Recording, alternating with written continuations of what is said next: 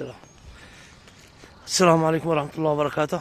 صبحكم الله بالخير وحييكم من هنا من داخل جامعة إب ومن أمام رئاسة الجامعة، جامعة العلم، جامعة المعرفة.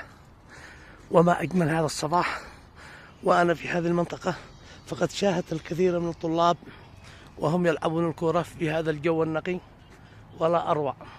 نرجو لكم حسن المشاهدة وحسن الاستمتاع بهذا الجو اللطيف. تحياتي لكم وشكرا.